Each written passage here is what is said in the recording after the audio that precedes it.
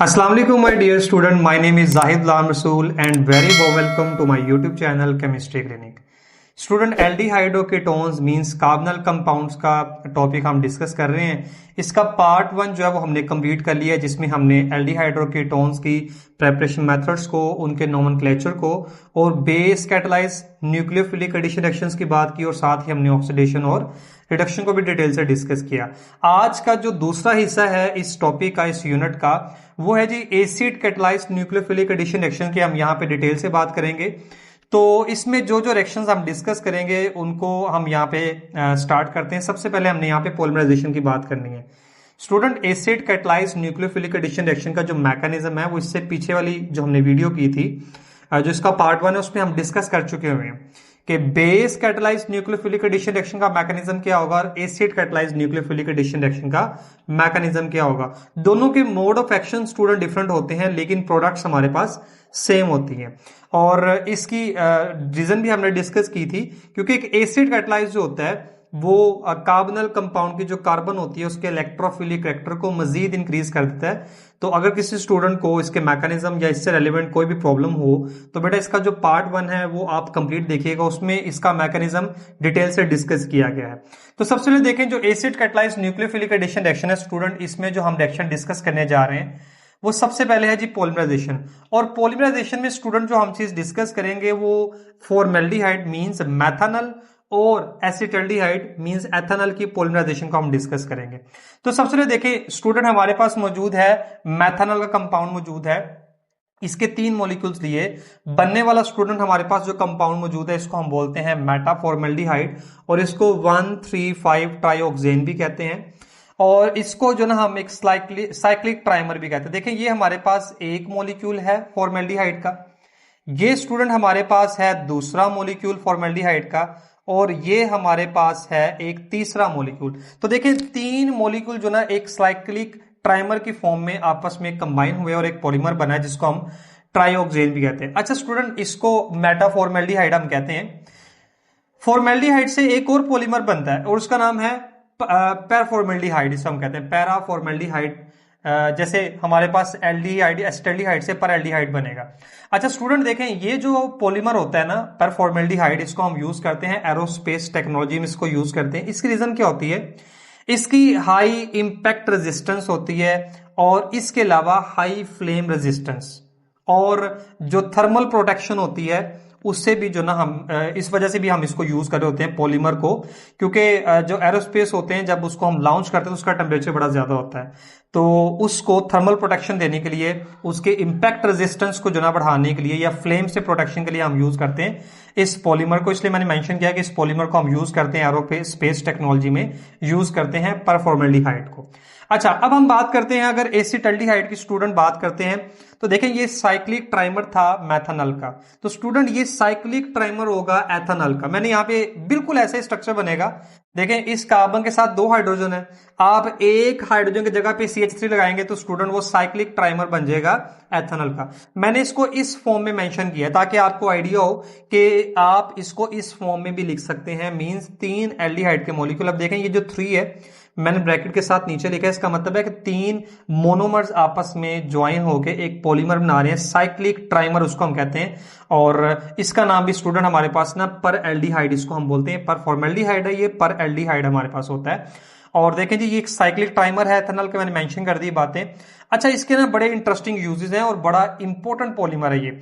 और स्टूडेंट याद रखिएगा जो पॉलीमर केमिस्ट्री है ना, पॉलीमर केमिस्ट्री एक्चुअली बेस करती है जो भी पॉलीमर आप सिंथेसाइज कर रहे हैं, मैन्युफैक्चर कर रहे हैं, उसकी कंडीशंस पे डिपेंड करती है। आपने कितना टेम्परेचर प्रोवाइड किया है, प्रेशर कंडीशंस क्या थी, कैटलिस्ट आपने क्या यूज किया और उसका रिएक्शन टाइम क्या था, इन सारी चीजों के ऊपर डिपेंड करता है कि बनने वाला पॉलीमर जो है वो क्या होगा, उसकी प्रॉपर्टीज क्या होंगी। तो स्टूडेंट देखें हमारे पास जो एसिटल्डिहाइड या एथेनॉल से बनने वाला पॉलीमर जिसको हम परएल्डिहाइड नाम दे रहे हैं इसको, ये सेंट्रल नर्वस सिस्टम में एज अ डिप्रेसेंट के तौर पे काम करता है, एक सेडेटिव ड्रग्स के तौर पे काम करता है। मींस आप कह सकते हैं ये माइंड रिलैक्सेंट होते हैं। और इसको हम हेप्नोटिक ड्रग्स की मैन्युफैक्चरिंग में भी इस्तेमाल करते हैं। हेप्नोटिक ड्रग्स ऐसी ड्रग्स होती हैं जो आपको हिप्नोटाइज कर देती हैं। मींस आप यूं समझ लें कि आप मदहोशी के आलम में चले जाते हैं, आपको दुनिया की होश नहीं रहती, आप अपने इर्द गिर्द के जो माहौल है उसको अपने कॉन्शियसनेस से, अपनी होशो हवास से आप उसको जो ना नहीं पहचान पाते। तो हिप्नोटिक ड्रग्स असल में वो होती हैं। और स्टूडेंट इसको हम यूज करते हैं यूज एज अ एक्सपेक्टोरेंट्स। अब स्टूडेंट एक्सपेक्टोरेंट्स क्या होते हैं, याद रखिएगा, जितनी भी गले की दवाइयां होती हैं, ठीक है, गले की दवाइयां बनाने के लिए भी स्टूडेंट इसको हम यूज करते हैं। मींस थ्रोट इन्फेक्शन जो होते हैं उसके ट्रीटमेंट के लिए जो हम मेडिसिन यूज करते हैं, ड्रग्स यूज करते हैं, उनको हम एक्सपेक्टोरेंट्स कहते हैं। तो ये स्टूडेंट हमारे पास थे पॉलीमराइजेशन रिएक्शन। और देखें स्टूडेंट, दोनों रिएक्शन एसिड कैटालाइज है। मींस ये एसिड कैटालाइज रिएक्शन और पॉलीमराइजेशन है इसमें। अच्छा जी, नेक्स्ट स्टूडेंट बड़ा ही इंपॉर्टेंट टॉपिक हम डिस्कस करने लगे, वो है जी रिएक्शंस ऑफ अमोनिया डेरिवेटिव। सबसे पहले देखें हम बात करते हैं कि अमोनिया डेरिवेटिव एक्चुअली होता क्या है। स्टूडेंट देखें, हमारे पास मौजूद है NH3, ये अमोनिया हमारे पास मौजूद है। ये इसका स्टूडेंट लोन पेयर है नाइट्रोजन का, 3 हाइड्रोजन मौजूद है। अब स्टूडेंट क्या होगा, कोई भी हमारे पास एक ग्रुप आएगा, ठीक है, वो किसी एक हाइड्रोजन को रिप्लेस करेगा और उसकी जगह पे खुद अटैच हो जाएगा। तो इस तरह अमोनिया से बनने वाले जो कंपाउंड्स होंगे उनको हम अमोनिया डेरिवेटिव्स बोलेंगे। मींस के आपने अमोनिया से इन कंपाउंड्स को डिराइव किया है।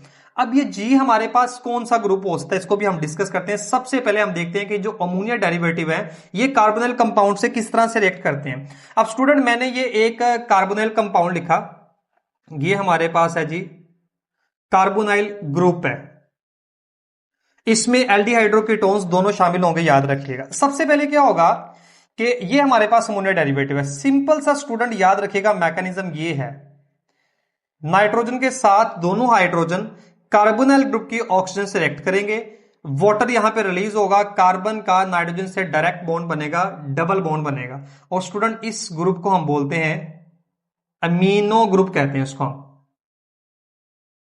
Means carbon double bond nitrogen, और यहां पे हमारे पास कार्बोनिल कंपाउंड्स में एल्डिहाइड या कीटोन्स दोनों हो सकते हैं, ये अमीनो ग्रुप है, याद रखिएगा इसको। अब इसके डेरिवेटिव कौन से, मींस ये जो जी है ये असल में रिप्रेजेंट किसको कर रहा है, मींस आपने इस NH2 के साथ किसको लगाना है। तो स्टूडेंट यहां पे याद रखिएगा कि ये हमारे पास है जी NH2 एंड G। अब यहां पे ये G किसको रिप्रेजेंट कर रहा है, ये जो ग्रुप है ये किसको रिप्रेजेंट करेगा। स्टूडेंट हमारे पास जो इसके कंपाउंड बनेंगे उसमें देखें H2N, आपने इस G की जगह पे OH लगा दिया, तो स्टूडेंट इसको हम बोलते हैं हाइड्रोक्सलअमीन। ठीक है जी, याद रखिएगा, ये हमारे पास जो अब इसका कंपाउंड बन गया है अमोनिया डेरिवेटिव में, इसको हम बोलेंगे हाइड्रोक्सल अमीन। ठीक है जी। नेक्स्ट स्टूडेंट हम बात करें इसके नेक्स्ट डेरिवेटिव की, तो अगर इस ग्रुप को आप रिप्लेस कर देते हैं एक और अमाइनो ग्रुप से, like in this form NH2, और इस G की जगह पे आपने एक और अमाइनो ग्रुप लगा दिया है, तो स्टूडेंट इस कंपाउंड को हम बोलेंगे हाइड्राजीन बोलेंगे, हाइड्राजीन। इसको एज ए फ्यूल भी यूज करते हैं हम स्पेस व्हीकल्स में। थर्ड स्टूडेंट हमारे पास यहां पे जो इसका डेरिवेटिव आ जाएगा वो स्टूडेंट हमारे पास फिनाइल हाइड्राजीन है। अब देखें ये हाइड्राजीन का स्ट्रक्चर लिख रहा हूं मैं, NH2 है ना, हमने एक H को रिप्लेस कर दिया और उसकी जगह पे स्टूडेंट हमने अटैच कर दिया है बेंजीन रिंग, अटैच कर दिया स्टूडेंट। तो स्टूडेंट देखें इसका नाम क्या होगा, ये हमारे पास कंपाउंड बन जाएगा फिनाइल हाइड्राजीन, इसको हम बोलेंगे फिनाइल हाइड्राजीन।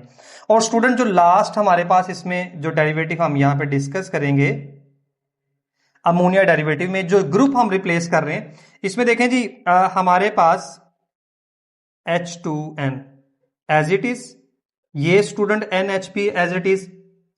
अब देखें मैंने बेंजीन रिंग भी एज इट इज बना दिया, तो स्टूडेंट देखें इसमें चेंज क्या आएगा, चेंज आएगा जी 2 और 4 पोजीशन पे हमने NO2 ग्रुप अटैच कर देना है। तो स्टूडेंट इस कंपाउंड का नेम बन जाएगा 2,4 डाई नाइट्रोफिनाइल हाइड्राजीन इस कंपाउंड। तो स्टूडेंट ये हमारे पास जो है ना वो 4 डेरिवेटिव है जो हमने इसमें डिस्कस करने हैं।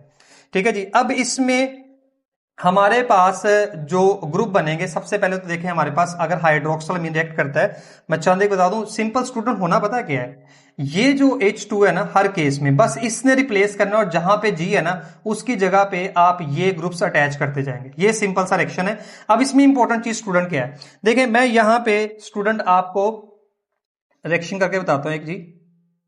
ये कार्बोनिल कंपाउंड है और इसका रिएक्शन हम करवाते हैं हाइड्रोक्सल, ये हम यूज करते हैं हाइड्रोक्सल अमीन। ये देखें स्टूडेंट, ये ऑक्सीजन इस हाइड्रोजन से रिएक्ट करेगा। अब बनने वाली स्टूडेंट देखें हमारे पास प्रोडक्ट, याद रखेगा ये भी एसिड कैटलाइज है, ये जितने भी होंगे हमारे पास ये स्टूडेंट एसिड कैटलाइज हम पढ़ रहे हैं। ठीक है जी, एसिड कैटलाइज है हमारे पास। ये हमारे पास नाइट्रोजन और आगे OH। अब स्टूडेंट देखें ये मैंने बोला था कि अमीनो ग्रुप है, लेकिन जब इसके साथ एक OH भी अटैच हो जाएगा तो स्टूडेंट इसको हम बोलते हैं ऑक्साइम। ठीक है, अगर हमारे पास यहाँ पे फॉर्मेल्डिहाइड होगा तो उसका ऑक्साइम बन जाएगा, एसिटल्डिहाइड मींस एथेनॉल हो जाएगा। इसी तरह कीटोन्स होते हैं। ठीक है, कीटोन अमीन भी बनते हैं, एल्डिहाइड अमीन भी बनते हैं हमारे पास, ये जो अमीनो ग्रुप होता है इसमें। अब यहाँ पे अगर एल्डिहाइड होगा तो एल्डिहाइड अमीन बन जाएंगे और अगर कीटोन होगी तो कीटोन अमीन बन जाएंगे, ये ऑक्साइम। अच्छा, इसी तरह देखें आपने हाइड्राजीन है ना, अगर आप यहाँ पे हाइड्राजीन यूज करते हैं, लाइक ये कार्बोनिल कंपाउंड है, double bond oxygen H2N and NH2। अब इसमें देखें स्टूडेंट क्या होगा, उसी तरह से देखें ये वाटर की फॉर्मेशन और बनने वाली प्रोडक्ट हमारे पास C डबल बॉन्ड N और ये देखें जी NH2। स्टूडेंट इनको हम स्पेशल नेम देखें, इनको हम बोलते हैं हाइड्राजोन कहते हैं इनको हम। ठीक है जी, ये हमारे पास एथेनल हाइड्राजोन। इसी तरह अगर आप यूज करेंगे फिनाइल हाइड्राजीन तो ये बन जाएगा एथेनल फिनाइल हाइड्राजोन्स बन जाएंगे। और 2,4 डाइनाइट्रोफिनाइल हाइड्राजोन मींस हाइड्राजीन से हाइड्राजोन्स में ये कन्वर्ट हो जाएंगे हमारे पास जो कंपाउंड होंगे। तो ये हमारे पास जो है ना ये अमोनिया डेरिवेटिव्स जो हमने डिस्कस किए थे स्टूडेंट, इसमें आपको पता होना चाहिए कि इसका जनरल मैकेनिज्म है, जो मैंने सिर्फ एक स्टेप लिखा हुआ है ये आपको पता होना चाहिए।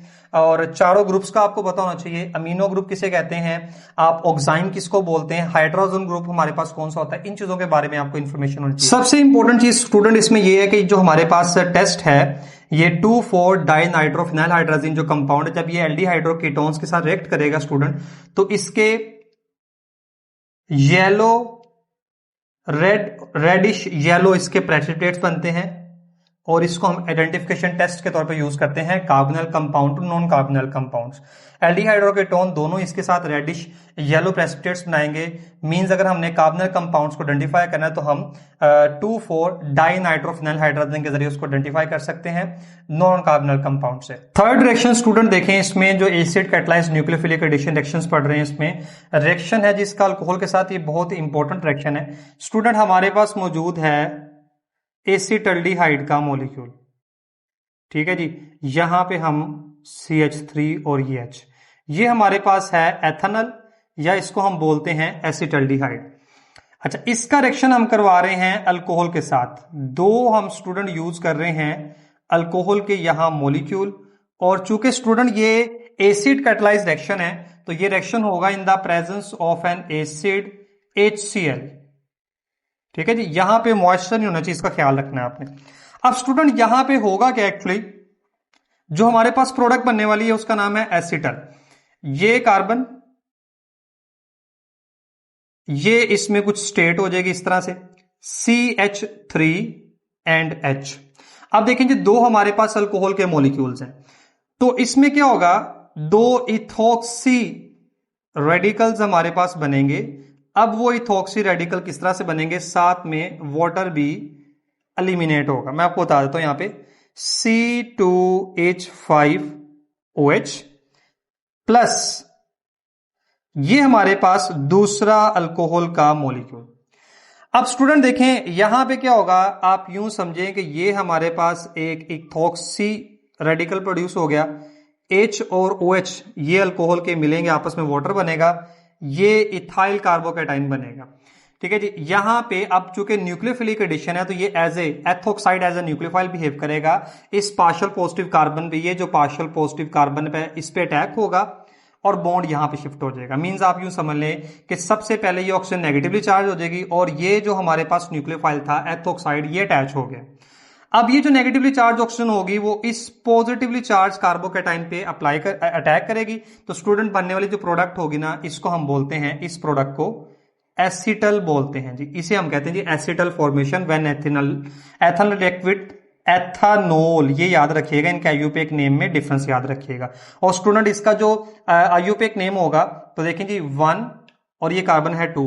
अब कार्बन नंबर 1 पे 2 इथॉक्सी ग्रुप लगे हुए तो इसका नाम होगा 1 डाई इथॉक्सी।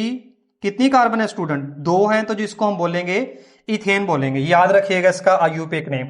अच्छा, अब इसमें एक और बड़ी इंपॉर्टेंट बात, वो इंपॉर्टेंट बात ये है कि ये जो कार्बन है स्टूडेंट ये sp2 हाइब्रिडाइज्ड है और जब एसिटल बन जाएगा ना स्टूडेंट ये कार्बन होगी sp3 हाइब्रिडाइज्ड। ये भी आप याद रखिएगा कि जब एसिटल की फॉर्मेशन होती है इसमें स्टेट ऑफ हाइब्रिडाइजेशन भी यूज होगी।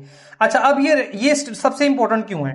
क्योंकि ये जो रिएक्शन है ना इसको हम यूज करते हैं टू प्रिजर्व एल्डिहाइड्स।